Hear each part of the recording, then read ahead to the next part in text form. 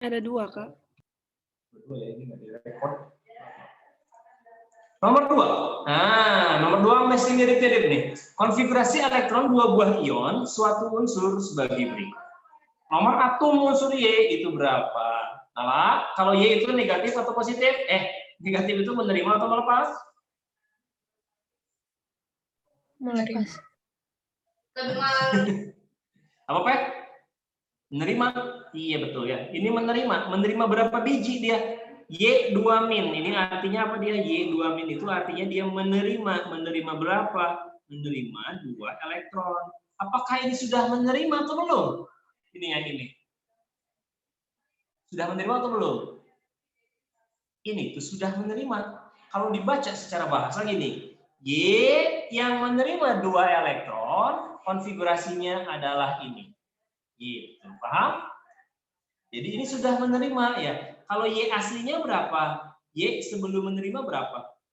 Y sebelum menerima elektron. Oke.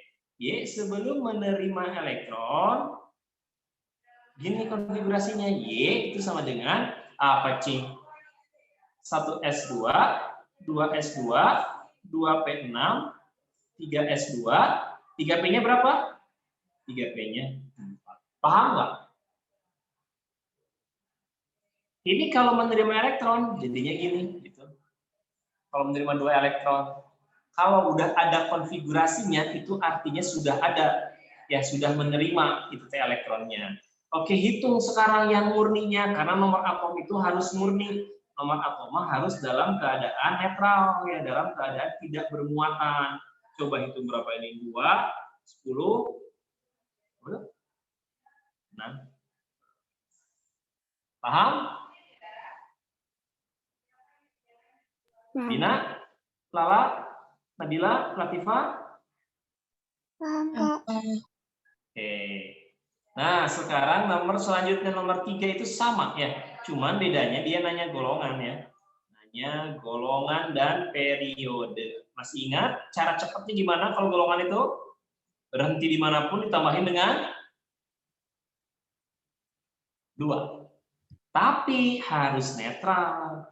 Ini 3 plus sudah melepas atau belum? Plus itu melepas ya. Sudah lepas atau belum? Udah. Kalau sudah ada konfigurasinya itu artinya sudah ya. Dia sudah lepas berapa dia? Dia sudah lepas 3 elektronnya. Arti konfigurasi sebelumnya itu berapa? Berarti X dalam keadaan murni itu 1s2, 2s2, berapa tuh? 2p6, 3s2, 3p6, harusnya di sini ada 4s2 ya. Ada 4s2 dan 3D-nya 3D6 gitu. Dia kalau lepas 3 elektron ya, 3 plus, dia yang 2 lepas dan 1 diambil dari sini. Makanya jadi 3D5 ininya. Paham? Yang S0-nya nggak ditulis. Yang atas yang ini mah ya, langsung aja seperti itu. Jadi pada saat menetralkan lagi, masukin lagi 3, ada S dulu di sini. Jangan bukan artinya 3D8, bukan ya. Karena sebelum dia ada S. Nah, golongannya golongan berapa ini? Tambahin saja 2 ini ya. Berapa tuh? Tambahin 2 teh? 8. 8 apa? B. Kenapa B? Soalnya D. Iya, betul.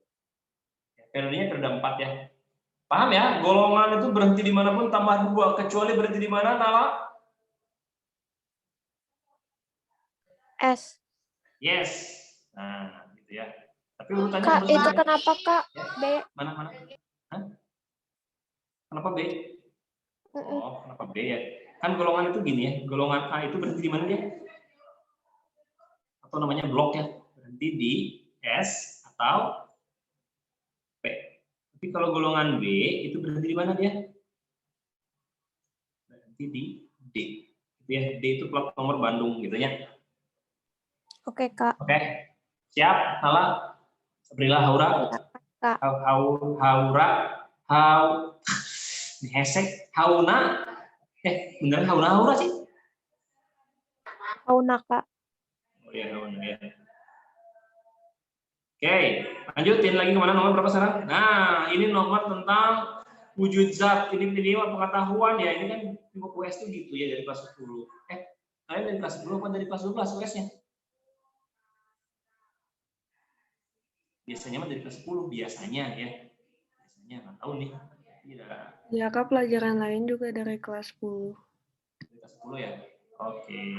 Nah, nomor yang 4 itu tentang sifat-sifat senyawa. Ada yang elektrolit, ada yang bukan, ada yang apa sih namanya?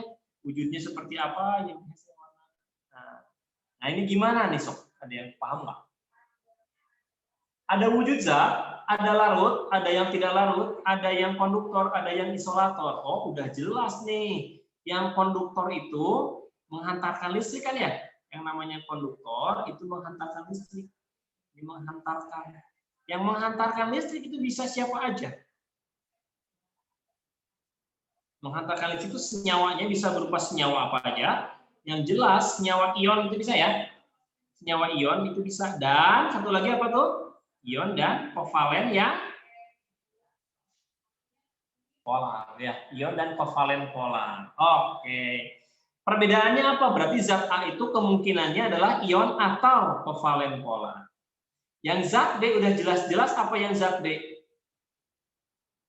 Yang zat B ini mah udah jelas-jelas ya, ini tidak larut, isolator, kemudian rendah juga titik didingnya, itu udah non polar. Nah, bedanya di mana? Di sini nih, titik lelehnya nih ya. Kalau ion itu titik lelehnya apa tuh? Senyawa ion itu titik lelehnya tinggi. Kita ingatnya garam dapur aja. Garam dapur itu senyawa wujud aslinya dalam bentuk apa itu? Padatan atau cairan? Padat kan ya, serbuk dia atau enggak gandum itu. Titik lelehnya tinggi, itu ion. Kalau kovalen polar itu bisa tinggi bisa rendah. Nah di sini udah jelas-jelas titik lelehnya tinggi dia, berarti ini senyawanya senyawa apa dia? Senyawanya senyawa ion. Ya. Yang benar yang mana? Yang paham? Bedanya di situ aja ya. Kalau non polar tidak menghantarkan, ya titik leleh pasti rendah. Ya. Pertanyaan dulu di sini ya, salah. Nah, ya. Number 5. Nomor 5 katanya ini soal stoikiometri sederhana ya. Di sini kita punya reaksi katanya ya. 24,5 gram kalium klorat KClO3 dipanaskan dalam wadah tertutup sehingga terjadi reaksi persamaan ada di soal. Pertanyaannya, masa KCl yang dihasilkan setelah 50% KClO3 terurai? Nah, ini stoikiometri ya. Gimana caranya? Latifat, ada ide nggak? Caranya gimana nih? Nyaranya. Diapain dulu ini? Diapain nih? Dicari molnya, ya. Dicari molnya. Tapi pada saat 24% dia terurainya. Oke, 24% itu berarti berapa tuh dari 24,5 gram? 24% lagi. 50% sorry.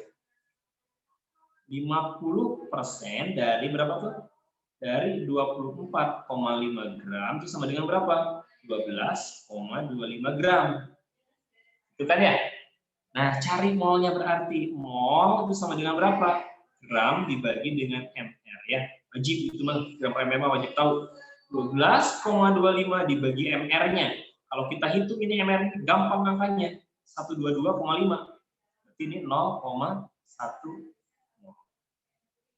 Nah, kalau di sini 0,1 mol, maka di KCl-nya berapa? Berapa KCl-nya? Berapa KCl-nya? 0,1. Kenapa sama? Depannya sama. Iya, koefisiennya sama ya, depannya samanya 2/2 dikali 0,1 sama dengan 0,2 mol. Nah, di sini ada gimana? Ada tambahan lagi nggak? Dia nanyanya apa nanyanya dia? Nanyanya adalah masanya. Gitu. Nah, masanya berapa berarti?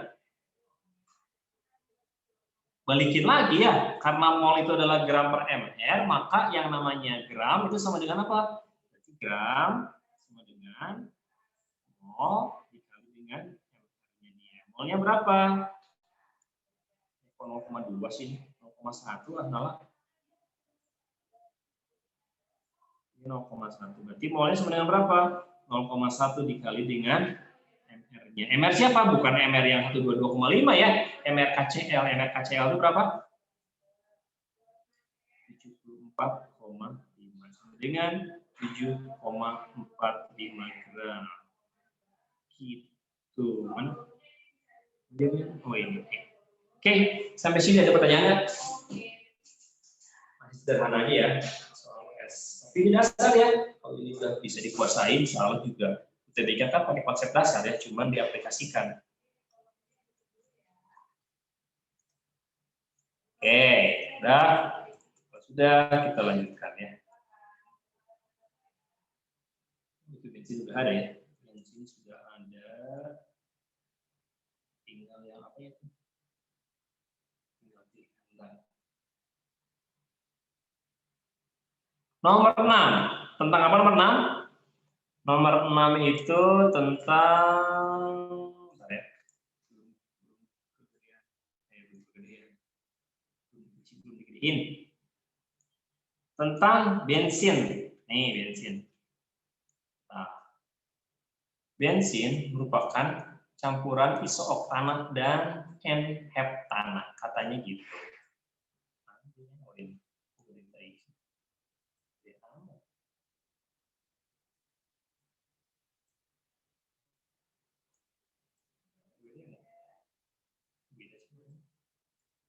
Baca nggak jelas nggak?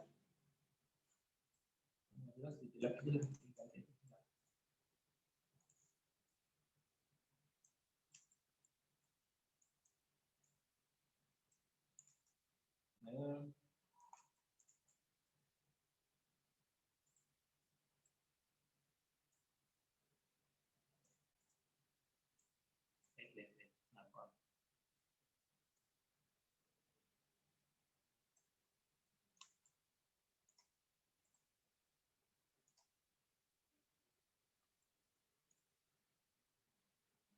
Nih. Oke, bensin merupakan campuran dari N-heptana. Ini mungkin kecil amat ya. N-heptana dan isooktana. Semakin besar persentase kandungan isooktana, mutu bensin semakin bagus katanya. Jika bensin dalam mesin terbakar sempurna oleh oksigen, maka reaksi yang terjadi adalah, nah berarti kita perlu tahu nih, N-heptana itu rumusnya apa, isooktana itu apa. N-heptana itu C-nya berapa? Hepta. C-nya 7 ya. Hanya berapa? Hanya berapa? 16. Kok bisa? Karena ini senyawanya alkana ya. Jadi senyawanya alkana. Yang namanya alkana itu Cn, H-nya 2N ditambah dengan 2. Jadi 2 kali lipat ditambah 2. N-heptana itu C7, H16. Kalau isooktana, berapa ini? C-nya berapa? Pak? C-nya 8 ya. Isonya diabaikan aja, oktananya aja kita lihat. C8, H-nya 18. Oke, dibakar sempurna oleh oksigen, berarti reaksi yang terjadi yang mana? Reaksi yang terjadi adalah C7H16 ditambah dengan C8H18 ditambah dengan oksigen, itu selalu menghasilkan CO2 dan selalu menghasilkan H2. C-nya ada berapa nih? 7 tambah 8. Ada 15. Berarti CO2-nya pun nanti di sini ada 15. Ya biar sama C-nya. H-nya 16 tambah 18, 34. 34 di sini ada H2. Berarti di sininya adalah 17 H2O. Oke. Sekarang tinggal O-nya. O-nya berapa di sini? O-nya adalah 30. O-nya di sini adalah 17. O berarti berapa nih? O sama dengan 47. Maka di sininya yang O2-nya harusnya 47/2. Gitu. Ada nggak jawabannya 47/2? Nggak ada ya, jawabannya itu yang E, cuma di sini ada salah ketik. Ini harusnya bukan 43, tapi berapa harusnya? 23,5 ya. Diralat dikit ya. Diralat dikit, ininya bukan 4 tapi 2.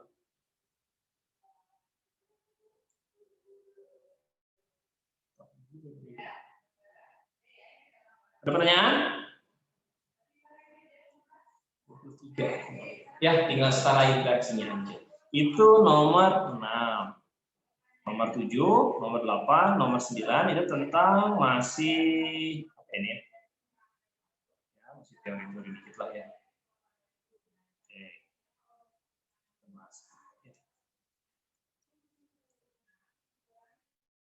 7. 7. Gimana Mas 7? Ada ide?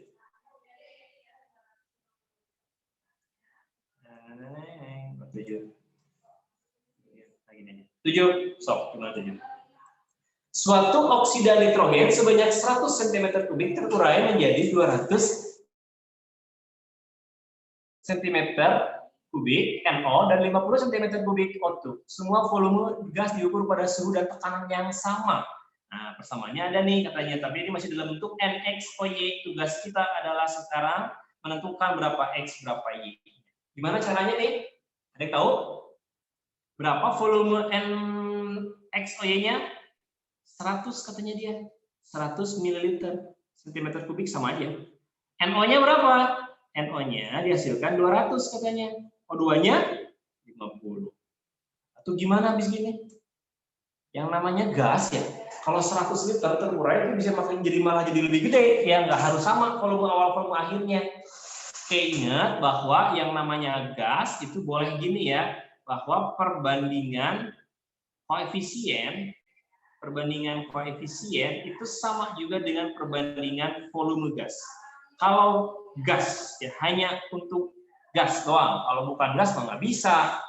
Nah makanya nanti gini, karena ini volumenya udah ada, maka perbandingannya juga udah ada tuh sebetulnya, udah kelihatan di situ. Caranya gimana? Caranya angka-angkanya ini masukin ke dalam koefisien. Jadi sininya berapa di sininya? Di sininya 100, terus si NO-nya berapa tuh?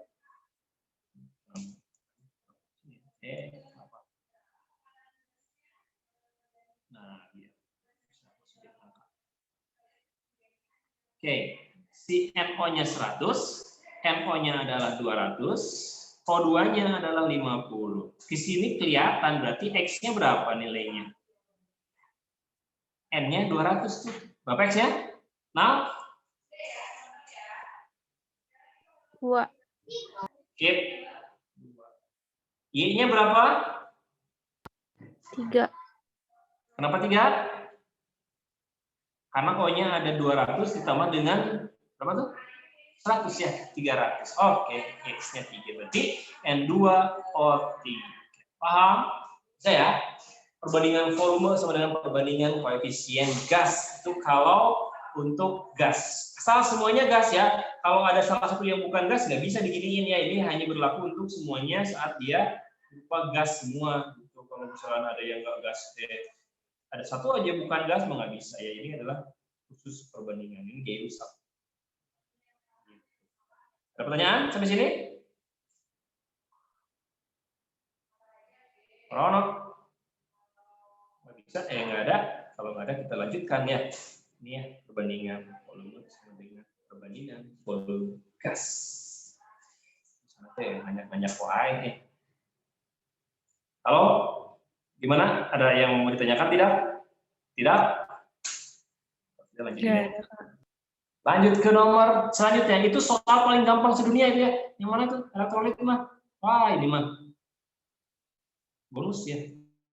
Soal bonus di nilai di US ya. UN juga suka ada sih, zaman UN dulu ya. Nih, mana nih yang merupakan elektrolit? Syaratnya apa elektrolit? Ada gelembung gas ya, ini elektrolit, ini elektrolit, ini elektrolit. Sudah 2, 3, dan 5 saja.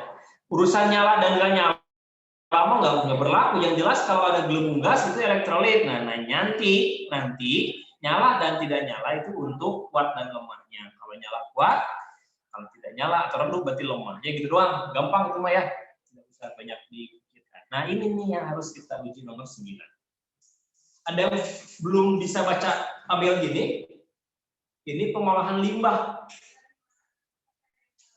Gimana? Nabila bisa baca yang ini? Nala. Atau Latifah. Fenolftalin contoh ya. Ini. Cara bacanya gini, cara baca indikator. Misalnya ada fenolftalin nih ya, kita punya fenolftalin nih. Fenolftalin itu rentang pH-nya berapa? Kata trayek namanya ya, bukan trayek angkot ini ya. Ini trayek pH, artinya dia hanya bisa membaca rentang sekian aja. Ini rentangnya adalah 8,2 sampai dengan 10 katanya gitu. Ya. Dan perubahan warnanya gimana katanya? Tak berwarna menuju merah. Ini perubahan warnanya, tak berwarna menuju merah. Dalam kimia, kalau air putih yang suka kita minum air mineral ya, itu disebutnya tak berwarna ya, bukan air putih, bukan juga bening. Karena bening itu ada yang berwarna kuning, bening biru, dan bening yang lainnya. Jadi itu disebutnya adalah tak berwarna ya, untuk senyawa air mineral. Paham? Nah, ini gimana maksudnya nih? Fenolftalin tak berwarna sampai merah. Itu maksudnya gimana? Ada yang tahu? Bisa menjelaskan nggak? Dina, bisa? Bisa? Atau Latifah?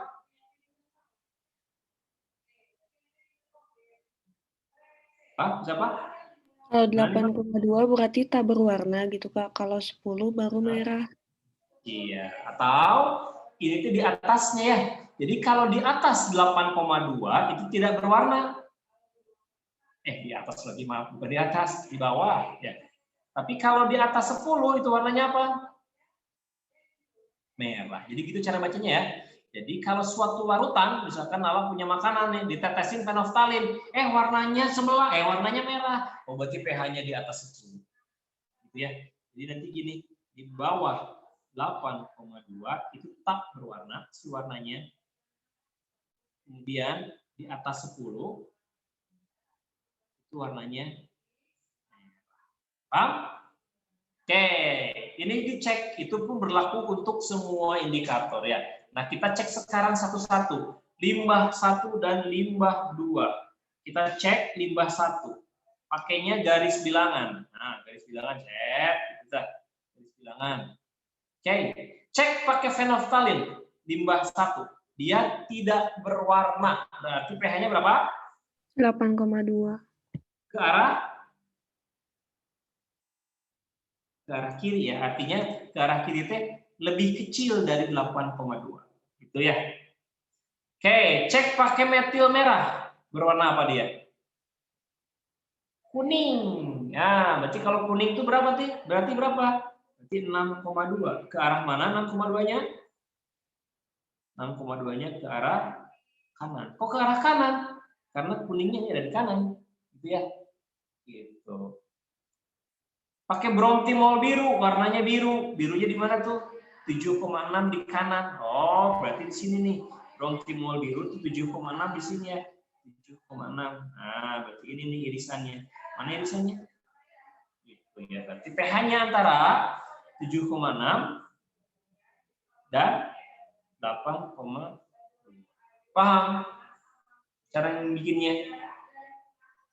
Oke. Jawabannya udah ketahuan ya, ini cek. Kalau nanti di UTBK atau di US udah kayak seperti itu, ya udah jangan dicek lagi yang satunya ya. Kenapa? Kan ini yang 7,6 cuma di C doang ya, yang lainnya nggak ada yang membahas 7,6. Limbah 2. Oke, kita cek aja limbah 2. Gimana caranya? Sama caranya, pakai garis bilangan. Limbah 2 itu pakai cara garis bilangan. Pakai fenolftalin, warnanya apa? Merah. Oh, berarti dia 8,2 ke arah atas. Ya, di atas 8,2. Pakai metil merah warnanya kuning. Oh ya, jelas dong. 8,2 juga udah lebih besar, apalagi 6,3 ya, juga dia lebih besar. Bromtimol biru warnanya biru. Oh ya, jelas ya. 7,6 ke arah kanan. Orang 8,2 juga udah lebih besar. Nah, cari yang ini ya. Berarti pH-nya berapa tuh? pH-nya lebih besar daripada 8,2. Ada yang mau ditanyakan ini? 8,2. Maaf, sorry. Bukan 8,2, 10, sorry ya, ini 10. Yang merahnya 10.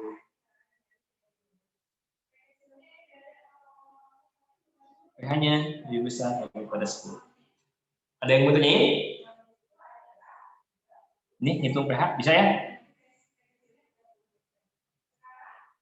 Oke, 10.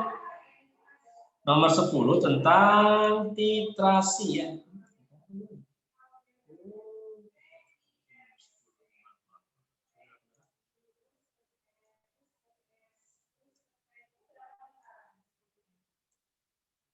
Ada bling-blingnya.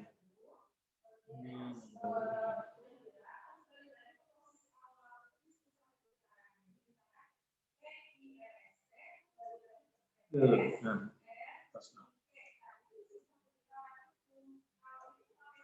nomor 7 dan sebagainya ya. Nomor 10 tentang apa tuh nomor 10? Tentang titrasi. Gimana nih? Ada yang bisa titrasi? Pakai apa Nal? Din? Titrasi itu?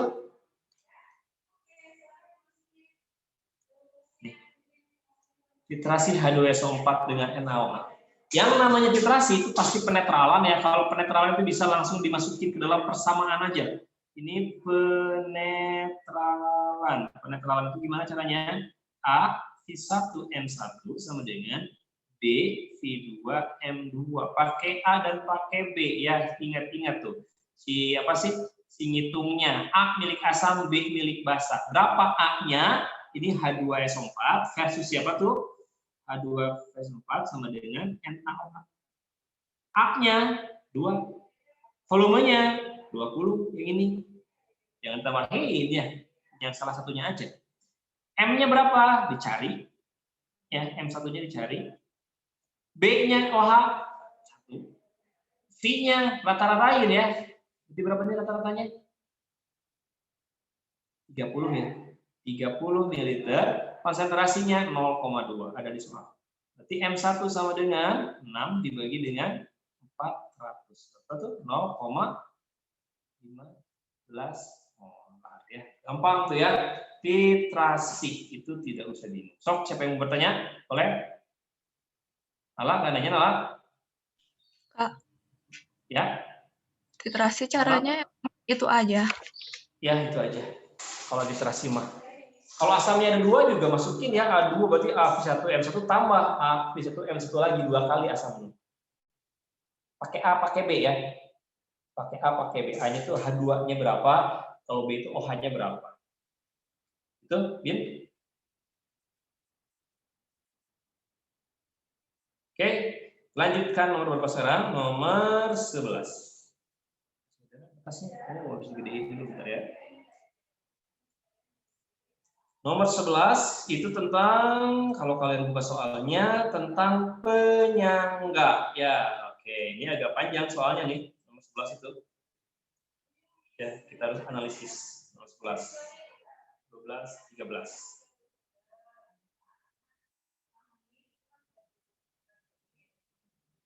Baik ya, baik ya.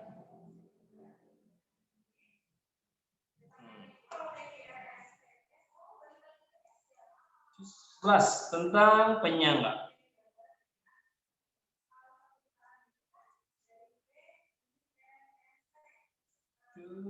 Oke.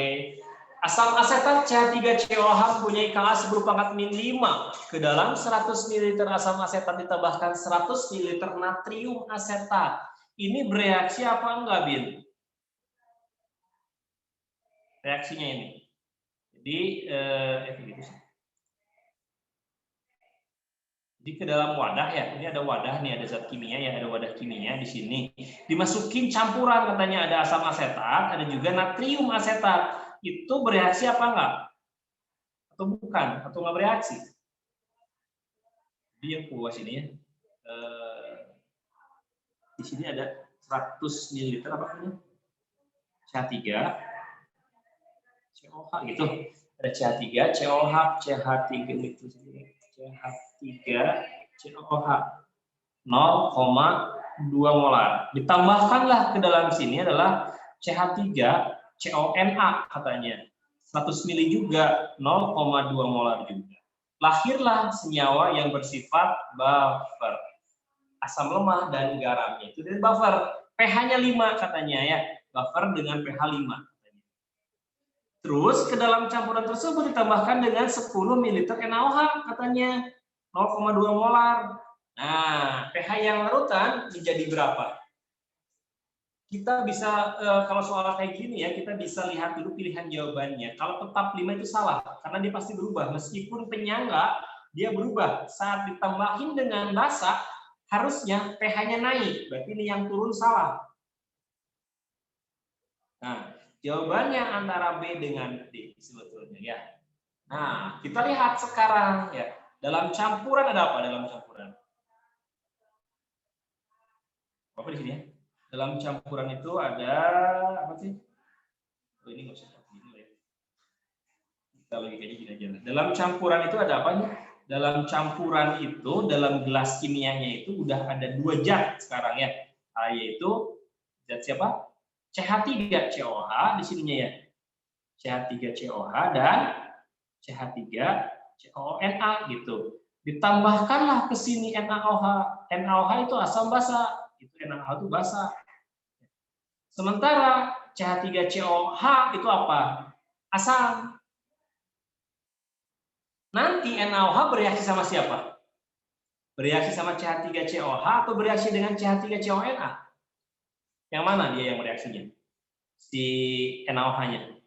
Yang mana? Nal, Bin, La, P, sama yang mana nanti bereaksinya? CH3COOH. Kenapa?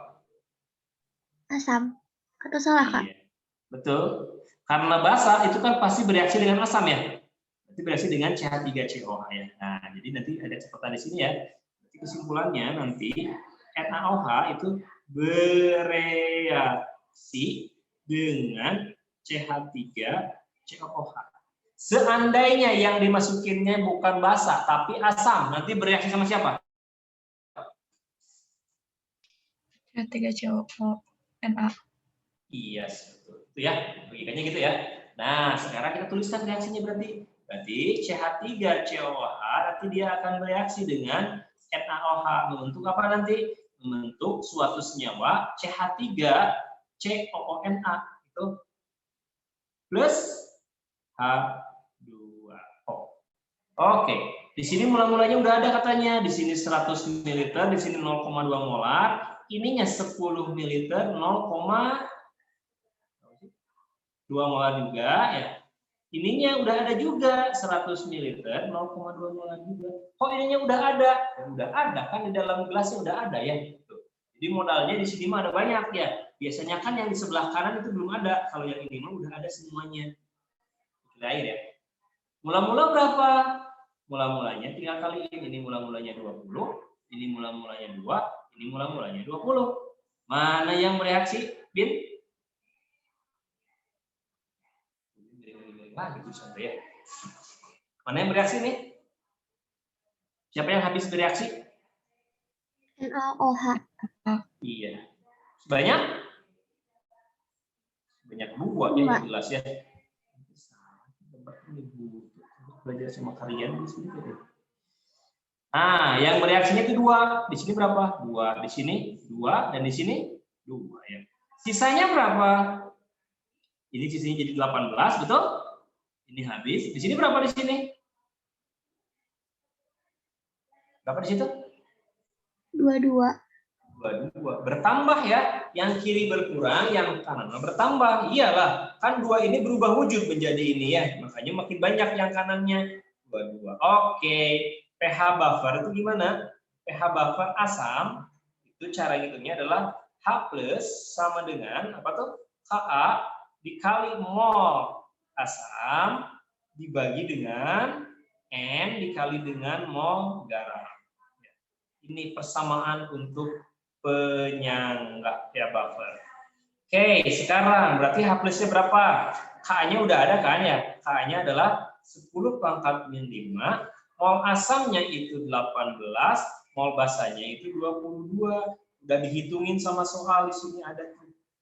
Ya, 18/22-nya berapa tuh? 8,2 dikali 10⁻⁻1. Itu jadinya 10⁻⁵ dikali 8,2 dikali 10⁻⁻1 sama dengan 8,2 dikali 10⁻⁻6. Berarti pH-nya berapa? pH-nya 6 min log 8,2. Yang mana jawabannya? Ya. Paham? Ya, ini agak divariasikan ya soalnya. Milih dulu ini, milih dulu gambar-gambarnya. Sok, ada yang mau bertanya nggak? Nala, Bina, Latifah, yang lain? Doang ya. Saya ini panjang ya jawabannya karena kita jelaskan tadi.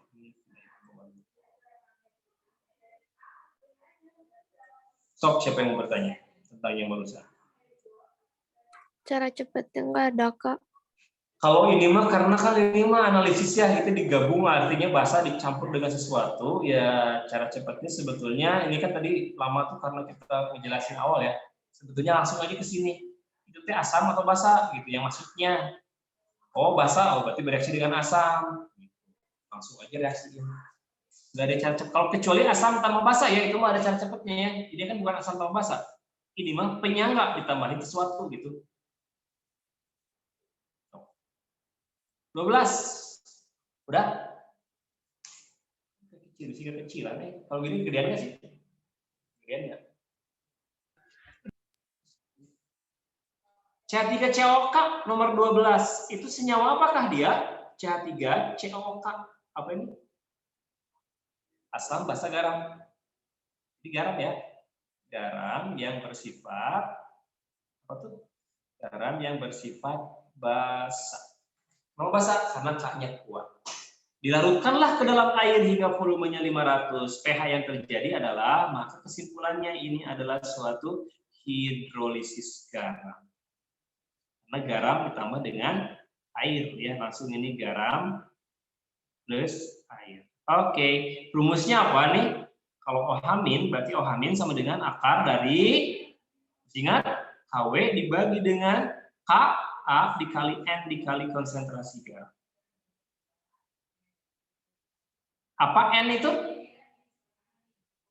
N itu jumlah ion yang lemah. Ya, contoh misalnya, di garam itu gini, garam itu adalah NH4 2 kali SO4. Nah, ini mah N-nya 2. Kenapa? Karena NH4-nya ada 2. Kalau yang ini kan CH3COK doang ya, 1 berarti N-nya ya 1 aja. Kurung siku itu apa namanya?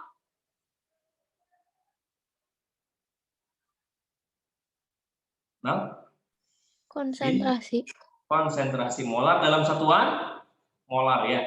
Ini N-nya 1 ini gram dibagi dengan satunya itu adalah gram per mr dikali 1000 dibagi dengan ml ya. Berapa jawabannya? Ini adalah 10 pangkat min 9, gramnya adalah 19,6, mr-nya adalah 98, ini 1000 dibagi dengan ml-nya adalah 5. Kalau kita hitung berapa jadinya nih? Ini 2 ya. Ini 2. Ini 0,2. Berarti berapa jadinya? 0,4 ya. 4 dikali 10 pangkat min 10. 2 dikali 10 pangkat min 5. Berarti berapa pH-nya? Langsung ya. Kenapa? pH-nya berarti 5 min 0. Berarti pH-nya 14 dikuranginnya 9 plus 0. Gitu. Pertanyaan? Ya. Itu teh N-nya kenapa Kak tadi bisa 1? Karena senyawanya CH3COK ini nih, CH3COK. Kalau senyawanya CH3CO dalam kurung nih, ini kenapa 2? Ini karena ada kurungnya nih. NH4 2 kali SO4 dikurungin tuh. Lemahnya ini kan cuma 1, nih nggak ada yang dikurung-kurungin kan ini. Oh ya, oke Kak. Kecuali gini nih, CH3COO dalam kurung 2 kali, nah gitu, BA misalnya. Nah ini berarti 2 N-nya gitu. Ya. Oke Kak. 1. Oke. Ada lagi? Ya. Jadi kalau bedain apa namanya, hidrolisis, terus Ya enggak.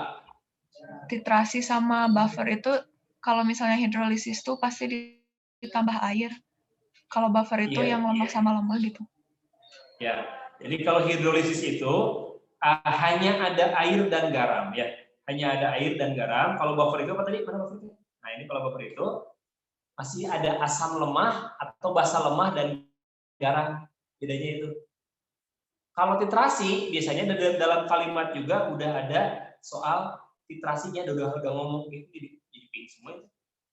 Udah jadi titrasi, udah ngomong kayak tadi ya. Ini dititrasi dengan udah titrasi itu. Itu Pak. Nah, nanti coba kita tinjau lagi ya, kita kasih simulasi ini ya. Membedakan hidrolisis penyangga dan penyangga ya, kita bedain ya.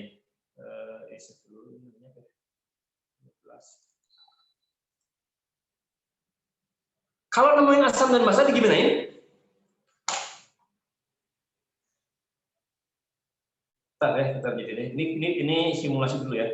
Ini kalau misalkan ya, jika menemukan asam dan basa, apakah harus direaksikan? Pertanyaannya gitu. Hah? Gimana? Jika menemukan asam tambah dengan basa di dalam soal, digimanain ini caranya biar cepat? Biar jika menemukan asam ditambah basa, itu digimanain? Bin, La, Bil, biar nggak usah direaksikan. Kenapa jadi ada underline gitu ya? Ada yang tahu? Jika menemukan asam dan basa diapain? Nala? Nggak tahu, Kak. Kenapa jadi ada underline-nya?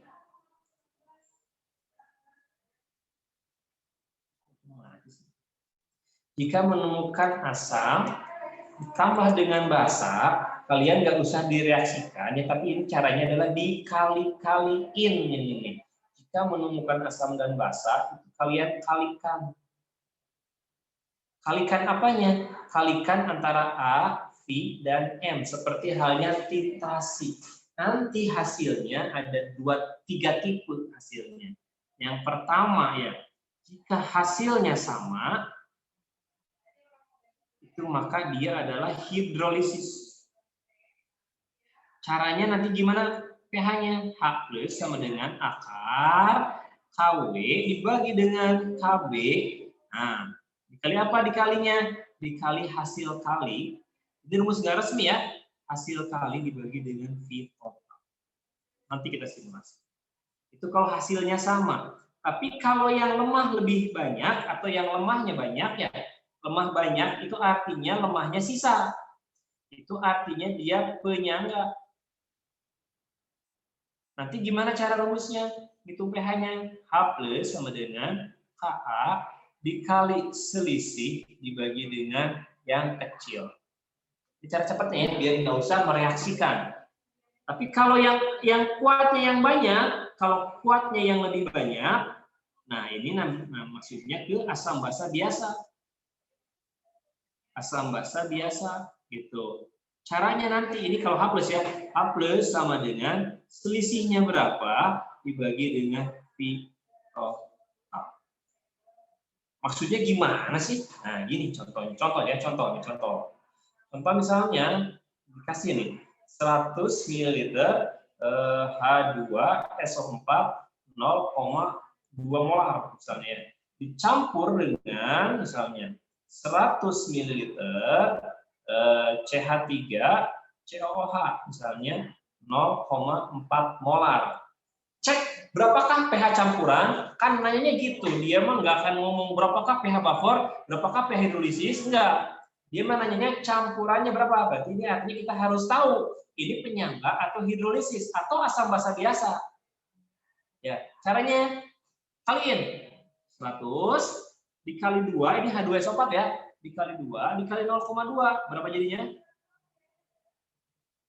Jadi 2 dikali 100 dikali 0,2. Berapa jumlahnya jadinya? 40. Yang bawah 100 ini kali H-nya 1 di situ ya, dikali 0,4. Berapa jadinya? 1 dikali 100 dikali 0,4 sama dengan 40. Nah, sama hasilnya. Berarti kesimpulannya apa dia kesimpulannya? Hidrolisis. Paham sampai sini dulu nggak? Paham. Berarti pH-nya gimana? pH-nya mah nggak melulu H+ ya. Bisa juga OH- tergantung siapa yang lemah, siapa yang kuat. Nah, ini kebetulan ini C3CO. Salah. Maaf. Ini basah ya. 4OH misalnya. NH4OH misalnya. OH-nya satu ini. Ya, sama. Nah, ini ada hidrolisis. Yang kuatnya adalah asam, maka nanti rumusnya jadi gini. H+ sama dengan akar dari 10 pangkat min 14 yang dikali dengan si Ka-nya berapa ya? Misalnya ini dia punya nilai untuk KB-nya 10 pangkat min 5. 10 pangkat min 5. 10 pangkat min 5. Nah, hasil kalinya berapa tadi hasil kalinya? 40 dibagi volume totalnya berapa? 200. Gitu. Itu cara cepatnya ya. Nggak usah pakai mula-mula bereaksi, nggak usah. Langsung aja kali-kaliin. Kalau hasilnya sama, itu hidrolisis. Kalau hasilnya beda, contoh yang nomor 2, gini misalnya. Punya 100 ml CH3, COH 0,1 molar ya. Dicampur dengan 100 ml atau misalnya KOH ya, atau enggak CaOH 2 kali. 0,02 molar. Apakah ini larutannya bersifat apa? pH-nya berapa? Cari, hitung. 100 dikali 1 OH-nya, H-nya dikali 0,1 berapa jadinya? Berapa? 10. Oke, ini 10 ya. 10 milimol. Yang ini 100 dikali 2 ini dikali 0,02 berapa jadinya? Berapa? 4. 4. Gedean siapa? Gedean yang lemah ya. Lemahnya banyak, gitu kan ya. Berarti ini artinya apa dia? Artinya dia adalah suatu buffer penyangga. Masukin rumusnya, tapi apa tadi rumusnya? H plus sama dengan Ka, gitu kan ya. Dikali selisih. Selisihnya berapa? Gitu. Selisih dibagi yang kecil. Begini maksudnya, K-nya diketahui nanti pasti ya. Selisihnya itu artinya 10 dikurangi dengan 4. Ini kan 10 dikurangi dengan 4 ya. 10 dikurangi dengan 4. Yang kecilnya berapa? 4. Udah gitu. Ya. Paham? Cari ya hasilnya. Ini kalau kita menemukan asam ditambah dengan basa. Ya nggak usah direaksi-reaksiin. Karena tadi udah kelas 12, tidak usah direaksikan. Ya. Yang pertama bisa salah. Yang kedua ini lebih cepat misinya gitu. Tapi pertanyaan Nabila pertanyaan Latifah tadi, bedain hidrolisis, apakah hidrolisis selalu garam tambah air? Iya, bisa garam tambah air, bisa asam tambah basa, gitu ya. Kalau garam tambah air mah langsung kayak tadi, kalau asam dan basa, ya seperti ini caranya, kali-kaliin. Oke? Oke, Kak. Balik lagi ke soalnya ya. Mana tadi?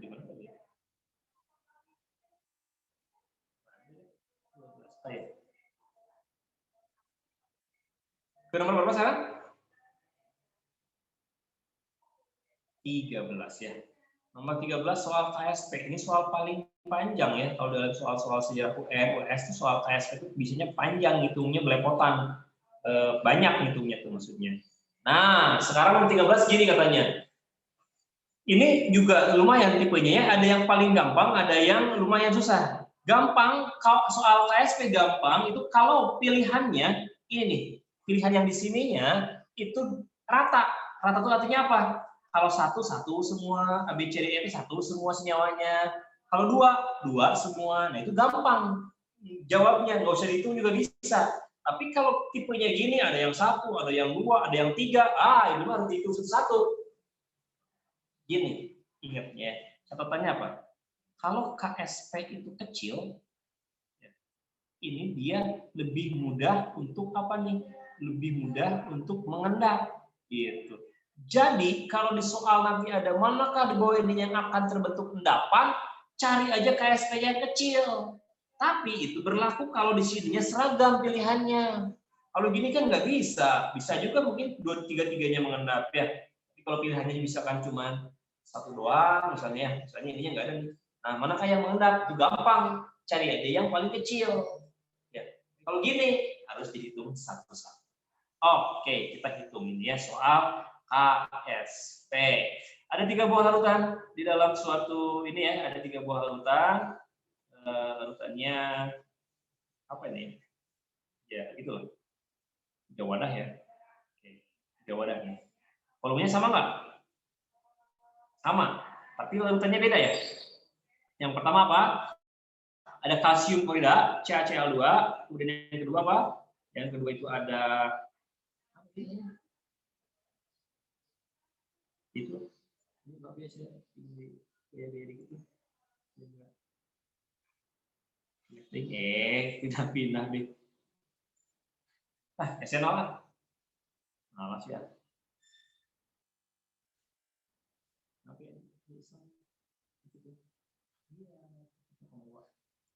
Nah, itu ya. Oke, dalam larutan ini ada CaCl2 di sini ya. Di larutan pertama ini ada CaCl2. Di larutan kedua ada SrCl2. Di larutan ketiga ada bacil ya, BaCl2. Volumenya sama semua, 100 ml katanya. Nah, pertanyaannya, ke dalam 3 larutan tersebut ditambahkanlah apa katanya? Kita menambahkan ke sini adalah kalium sulfat, ditambahin ke sini ya. Ditambahin ke sini juga, ditambahin ke sini juga. Nah, apa tuh? Ada K2SO4. Berapa molar? Masing-masingnya sama. 100 ml 0,001 molar. Nah, manakah senyawa yang akan mengendap? Kalau ingin tahu endapan, kita harus tahu siapa? Kita harus tahu nilai Kc-nya. Ini konsentrasinya kebenaran juga beda ya. 0,001 molar, yang ini mah itu gondrong kita hitungnya ya, harus satu-satu nih. Yang ini 0,002 molar. 0,002 molar, yang ini 0,004 molar. Oke, gimana caranya nih? Cari Kc. Kc itu apa? Kc itu adalah perhitungan. Nah, yang pertama, cari Kc CaSO4. Oh, bukan CaCl2, bukan. Carinya adalah karena ini udah K2SO4 bereaksi dengan ini menghasilkan suatu senyawa, salah satunya CaSO4. Yang kita hitung Kc, cari Kc yang ada di data KSP nih. KSP-nya kan ini. KSP itu KSP CaSO4, SrSO4, dan BaSO4. Jadi cari Kc yang ada KSP-nya ya. CaSO4 cari nilai Kc-nya gimana?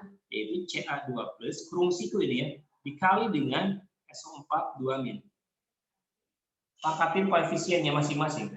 Karena satu ya, satu. Oke, itu Ca. Ya, itu Ca. Nah, berapa nilai Ca? Ca2+ dari sini. Yaitu berapa tuh? 0,001 dikali dengan 100 ml ya. Volume awalnya kan 100 ml ya. Dibagi dengan volume totalnya 200 ml. Kok volume total? Karena bercampur dengan dia. Ya, dipangkatin 1 dikali dengan si SO4-nya. SO4-nya berasal dari dia. Berarti berapa jadinya? 100 ml 0,001 dikali 100 dibagi dengan 200 ml. Berapa jadinya? Kita hitung. Berapa nih? Saya tahu. 0,1 dibagi dengan 200. Lihat. Ini ya. Yang ini mah, berapa yang ini mah? Sama ya. 0,1 dibagi 200. Berarti berapa itu jadinya? Ini setengah dikali 10 pangkat min 3 ya. 10 min 1, 10 min 3. Berarti 5 dikali 10 pangkat min 4 kuadrat. Betul nggak? Betul nggak? Coba koreksi. 0,5 dikali 10 pangkat.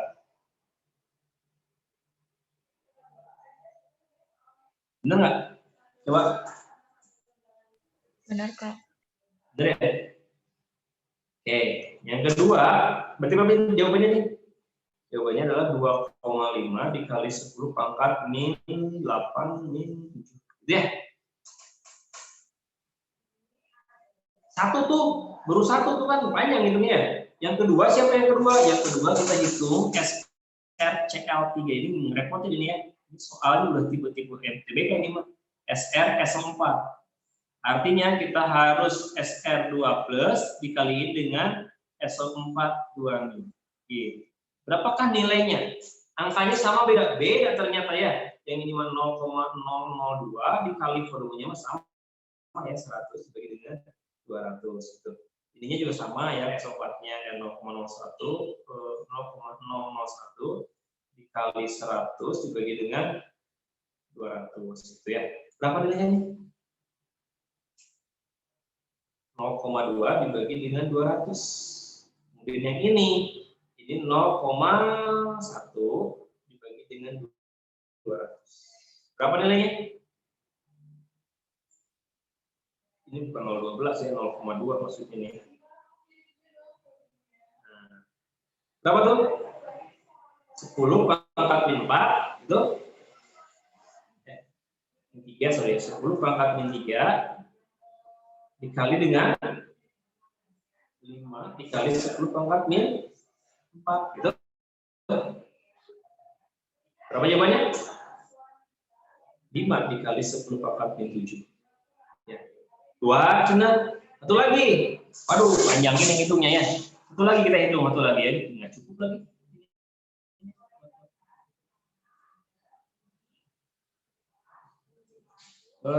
Boleh dikit.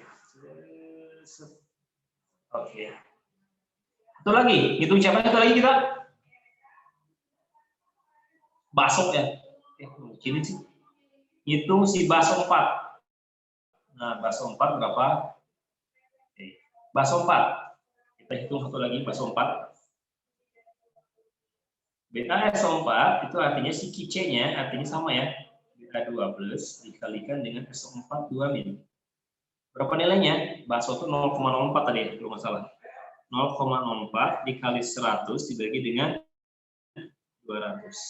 Dikali dengan 0,01 dikali 100 dibagi dengan 200. Ini yang sulfatnya sama ya. Berarti nilainya berapa tuh? 0,04, 4 bagi 2, 2. Berapa nih? 2 dikali 10 min 3, betul?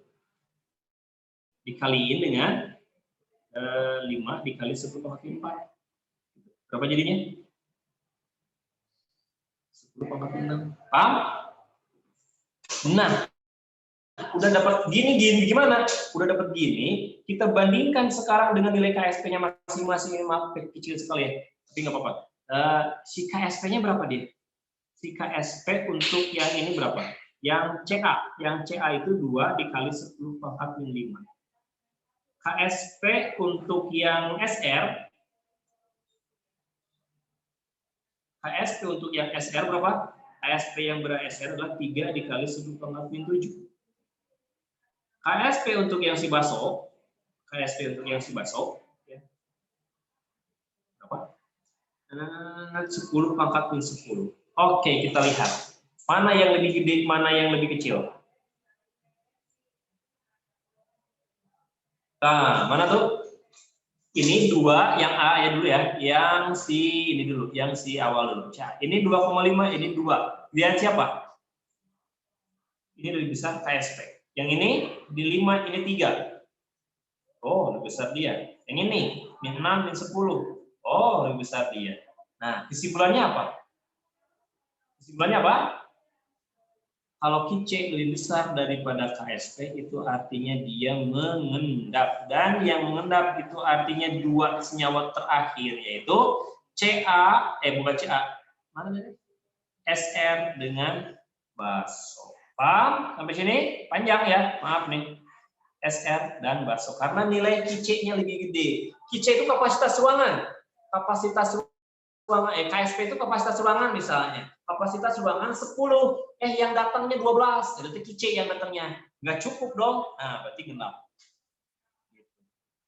Ada yang mau tanyakan sampai sini? Panjang ya. Kalau dapat soal KSP, kalau ada yang bisa sangat gampang, kayak tadi. Kalau pilihannya dua semua itu gampang, atau satu-satu semua gampang. Cari aja KSP yang paling kecil, itu yang dia pasti mengendap. Kalau soalnya tipe yang barusan, pilihannya beda-beda, wah, itu satu ya. Dan kemudian juga di sini tambahin lagi, angkanya juga beda-beda, wah, itunya benar susah, agak panjang buat susahnya. Ada yang mau tanyain? Nabila, Satifah, Dina? Belum? Belum, Kak. Ya, kemarin juga sampai soal 15 ya, nanti kita jawabannya. 14 lah, lanjutin ke break dulu sebentar ya. Break apa sih namanya, hiburan sebentar nih. tentang sifat koligatif larutan ini. Ada yang masih ingat nggak sifat koligatif larutan? Gimana nih caranya sih? Tentuin ini deh. Tentuin sifat koligatif larutan. Gimana? Ada yang bisa? Yang titik hitam itu adalah senyawa mol zat terlarut. Yang titik putih itu pelarut. Titik didih paling tinggi itu yang mana? Titik didih paling tinggi artinya harus yang pelarutnya banyak. Terlarutnya banyak, itu yang botol ya. Singkat itu ceritanya ya. Nomor 15 tentang grafik ini ya.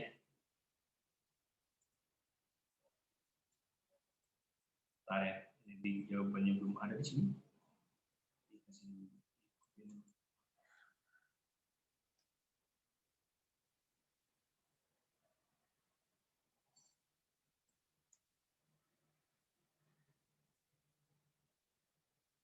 Ini grafik itu paling sering kita temuin ya.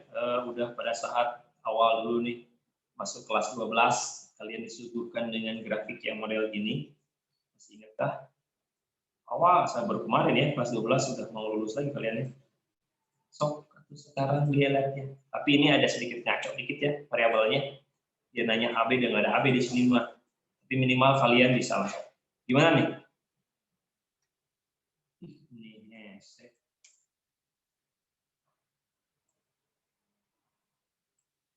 Tuh, ada yang masih ingat tentang kayak gini-gini ya?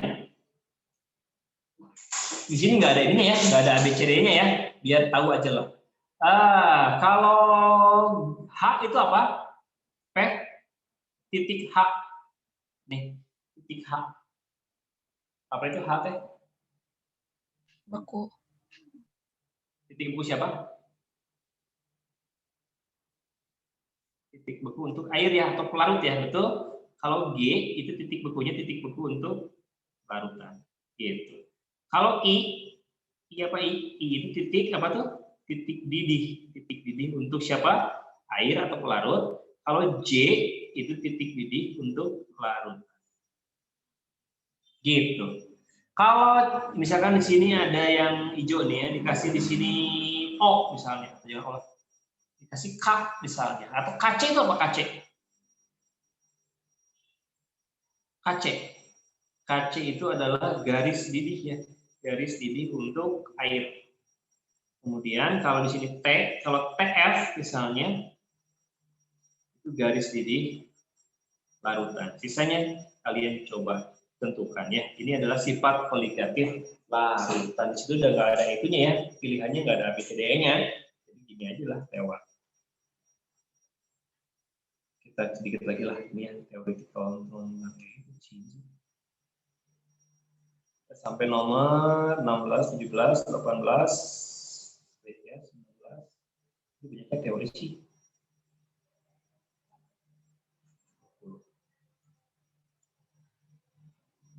Oh, panjang.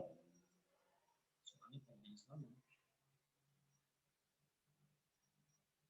Ini kebingin di bawah ya. Bawah ya.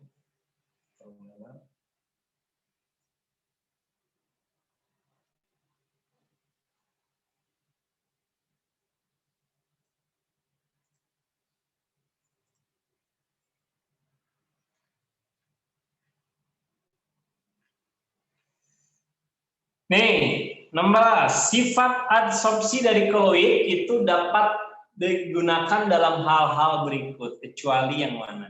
Yang namanya adsorpsi itu apa sih? Yang namanya adsorpsi itu adalah penyerapannya.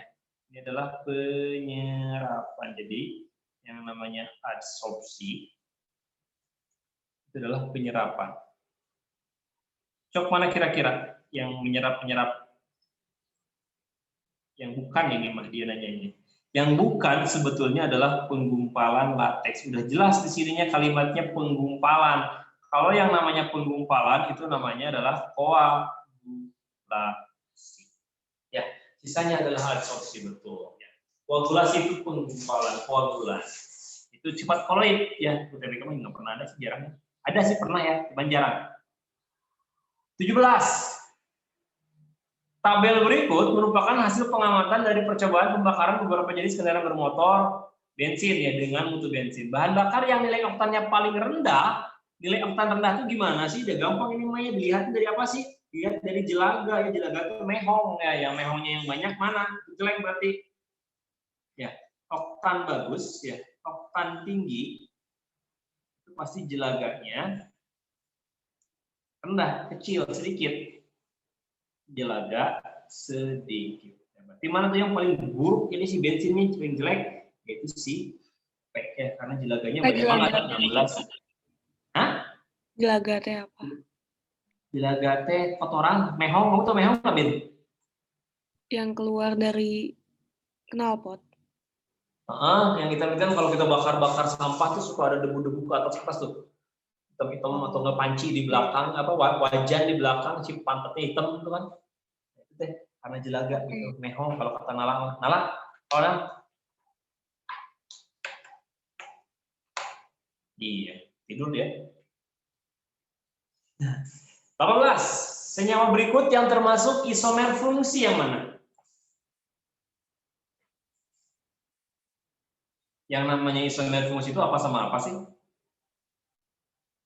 Isomer fungsi itu siapa aja sih? Isomer fungsi itu aldehid dengan keton, apa lagi? Asam dengan, masih ingat nggak? Baru kemarin tuh di kalian mah isomer fungsi siapa aja? Alkohol dengan ya, apa lagi? Aldehid dengan keton, apa lagi? Asam karboksilat dengan ester. Gitu. Ya. Mana yang salah di sini? 1A CH2OH belakangnya. Berarti ini senyawa apakah dia? Alkohol. Alkohol. Oke. Ada pasangannya nggak eternya di situ siapa? Nggak ada ya. Ini adalah alkohol. Ini alkohol ya. Ini alkohol. Ini adalah asam ya. CH3COH. Ini CH3COCH3. Ini ester. Yang ini CO, ini keton. Yang ini juga alkohol ya. Nah mana dong yang isomer fungsi? 1 bukan. Yang jelas 2 dan 3. Iya bukan? Bukan ya. Kamu bukan coba. Kenapa 2 dan 3 bukan? Harusnya sih iya. Tapi harusnya sih yang namanya isomer fungsi itu harusnya sih si jumlah C-nya juga harus sama ya. Jumlah C-nya itu harus sama. Kalau ini kan nggak sama ya. Di sini C-nya beda. 2 sama C-nya 2, yang nomor 3 sama C-nya 3 ya. Jadi kesimpulannya meskipun bisa dijawab, cuman nggak tepat ya. Gitu. Bolehlah jawaban 2 dan 3 ya. Kalau nggak ada pisah mah. Oke ya. Tuh, ini isomer fungsi ya. Alkohol eter, aldehid keton, asam karboksilat sama ester. 19. Jenis reaksinya apa jenis reaksi itu? Kalau ada ikatan jenis reaksi itu gini ya, jenis reaksi itu kalau ada ikatan tunggal, ikatan rangkap berubah menjadi ikatan tunggal, itu jenis reaksinya apa namanya? Adisi. Ya, jadi rangkap ke tunggal itu adalah adisi. Kalau ikatan tunggal berubah menjadi rangkap, apa itu? Ada yang tahu? Kebalikannya? Eliminasi. Kalau tunggal ke tunggal itu adalah substitusi. Tunggal menjadi tunggal lagi. Reaksinya adalah substitusi. Mana dong ini? Nah, yang nomor 2 ini ada rangkap, rangkapnya hilang nih. Ini ada rangkap nih. Nah, ada rangkap, yang nomor 2 lagi nomor 19 ya. Rangkapnya hilang. Berarti senyawa X itu adalah nomor reaksi terjadi pada reaksi nomor 2. Oh, sorry, ini nomor 1 ya. Ini nomor 2. Dia nanya yang nomor 2. Nomor 2 itu reaksi apa itu? Ada ikatan tunggal menjadi ikatan rangkap. Tunggal ke rangkap. Berarti apa itu? Eliminasi. Eliminasi. Ya, udah. Senyawa X pada reaksi pertama adalah, nah, senyawa X-nya apa senyawa X-nya? Ada yang tahu senyawa X-nya apa itu? Hasilnya apa? Reaksi Markov-Nikov ya. Apa tuh jawabannya? Nah, reaksi nomor 2. Jadinya apa tuh jadinya? H akan masuk ke C yang banyak H. Di sini ada ikatan rangkap, di sini ada H ya, ada HCl. Jadi H yang di sini ini akan masuk ke C yang banyak H itu di sini. Kan sama ini satu. Lihat temannya sebelahnya ya. Lihat tetangganya banyak yang mana? Kiri kanan. Bukan tetangga total ya, tetangga total mah tetangga terdekat. Ini 2, tetangga terdekatnya ini 3. Kalau sama ini jumlahnya. Tapi kalau misalnya udah jelas-jelas gini, misalnya CH2, strip CH, ya udah jelas ke sini masuknya.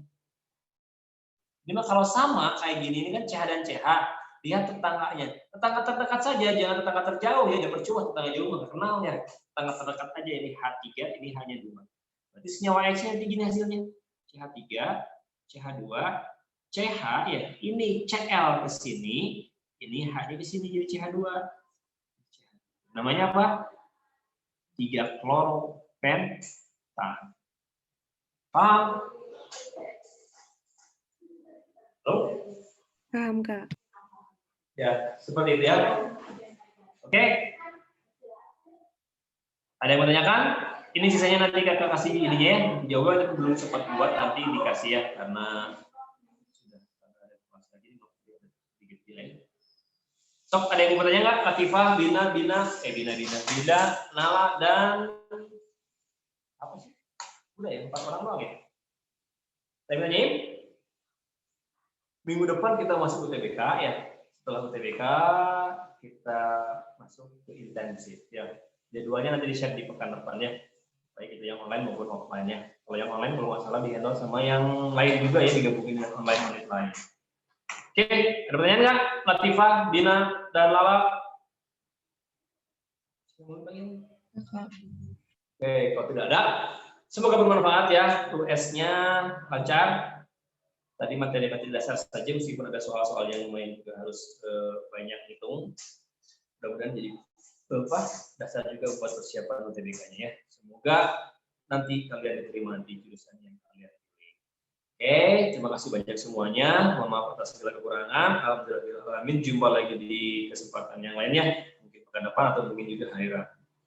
Oke, dadah. Assalamualaikum warahmatullahi wabarakatuh. Waalaikumsalam. Terima kasih, Kak.